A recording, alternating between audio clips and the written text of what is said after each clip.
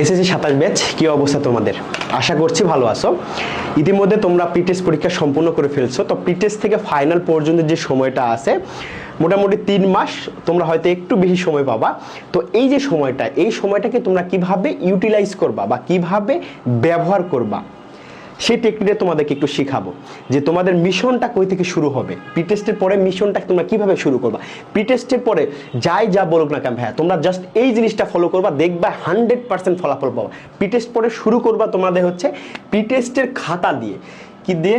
তোমরা যে প্রি-টেস্ট পরীক্ষা দিয়েছো, তোমরা যে প্রি-টেস্ট এক্সাম দিয়েছো, এই প্রি-টেস্টের খাতা তোমাদের প্রতিটা স্কুলে তোমাদেরকে দেখাবে।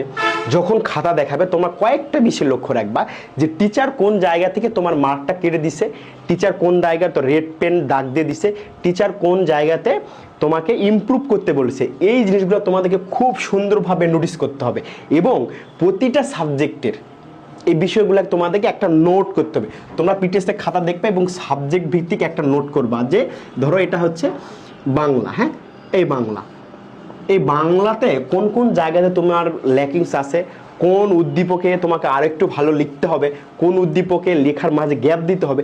এই যে বিষয়গুলো তোমরা একদম সুন্দর করে নোট করে নেবে। নোট করে নিয়ে আবার বাসায় এসে ওই জিনিসগুলোতে ফোকাস করবে। তোমাদের একটা জিনিস মাথায় রাখবে তোমরা, সেটা হচ্ছে তোমরা যে পরীক্ষা দিচ্ছ, তোমরা যে প্রি-টেস্ট এক্সাম দিচ্ছ, এই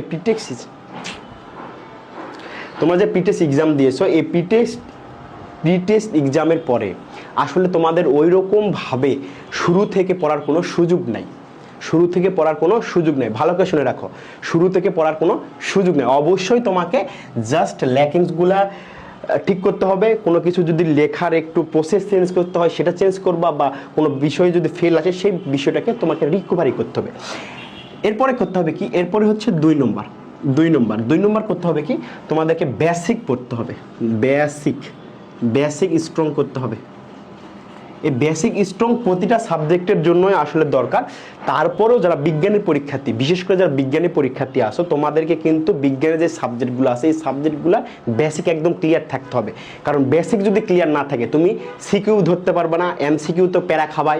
এই গত ব্যাচেও একই প্রবলেম হয়েছে। তোমাদেরকে এই জন্য সতর্ক করছি বারবার যে তোমরা বেসিকটা ফুলভাবে স্ট্রং করবা। ফুললি বেসিক স্ট্রং করতে হবে তোমাদের।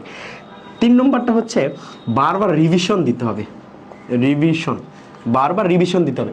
রিভিশন দেওয়ার আসলে কোনো বিকল্প নাই। হ্যাঁ, তুমি ধরো যে দিনে 6 ঘন্টা পড়াশোনা করতেছ, 6 ঘন্টার মধ্যে তোমাকে 4 ঘন্টায় রিভিশন দিতে হবে। আর 2 ঘন্টা যে থাকবে, এই 2 ঘন্টা তুমি কি করবা? এই 2 ঘন্টা তুমি হচ্ছে জাস্ট যে তোমার ল্যাকিংসগুলো আছে বা যেটা তোমাকে ইমপ্রুভ করতে হবে এই বিষয়গুলোতে সময় দিবা, কিন্তু বারবার তোমাকে রিভিশন দিতে হবে। আর একটা কাজ করতে হবে, সেটা হচ্ছে প্রচুর পরিমাণে এক্সাম দিতে হবে।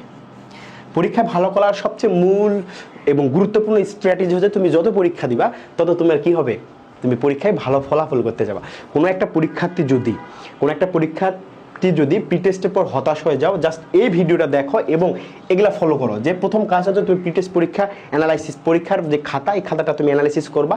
2 নম্বর বেসিক স্ট্রং করবা, রিভিশন দিবা, প্রচুর পরিমাণে এক্সাম দিবা। এই কাজটা যদি কেউ করতে পারে তাহলে অবশ্যই সে তার ফাইনাল পরীক্ষায় একটা চমৎকার ফলাফল পাবে। শুধু ফাইনাল কেন, টেস্ট পরীক্ষায় একটা ভালো ফলাফল পাবে। অবশ্যই ভিডিওটা তোমাদের বন্ধুকে জানাবা এবং প্রি-টেস্টের পরে যাদের পরীক্ষা এখন শেষ, তোমরা অবশ্যই কিন্তু এই কাজগুলো শুরু করে দাও।